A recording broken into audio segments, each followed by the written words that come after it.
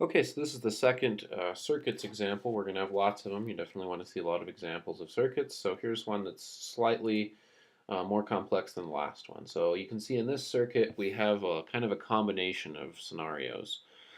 First we have two resistors that are in parallel, right? And then that structure is in series with a third resistor, and they all have different values. That's much more realistic.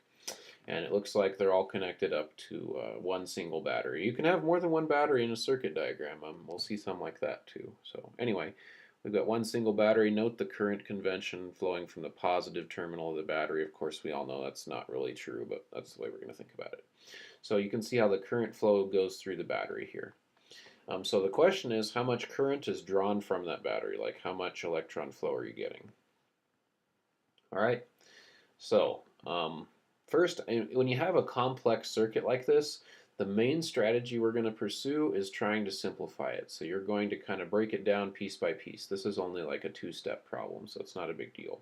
So first, these two resistors, you want to kind of go, it's kind of like order of operations. Go inside the parentheses as far as you can as you start out. I guess that's the math teacher in me. But, so inside in the very innermost part of this circuit diagram, we have two resistors in series, excuse me, in parallel, so we can get the equivalent resistance of those. So let's go. The equivalent resistance of those is going to be 1 over 500. Oops, probably need a 1 over that, right? Plus 1 over 700. I get that answer from my calculator. Let's see, you get about 0.0034. Then you take a reciprocal to get the total resistance of just that part, right? So the total resistance of just that part is going to be about 290.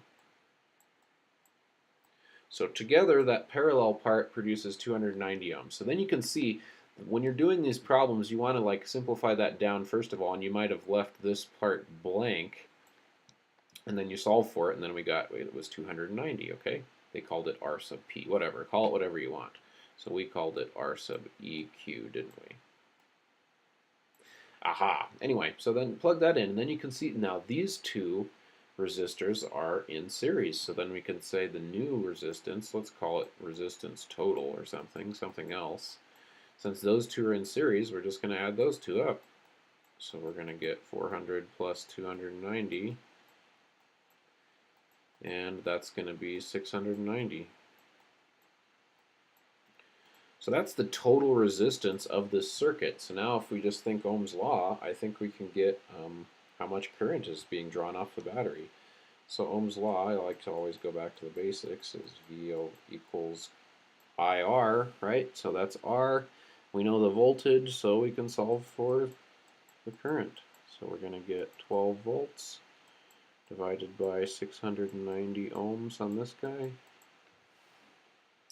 And that's about 0.0174 amps. So that's how much current is being drawn in this case. Okay, so I'll post another video. Hope you found this useful.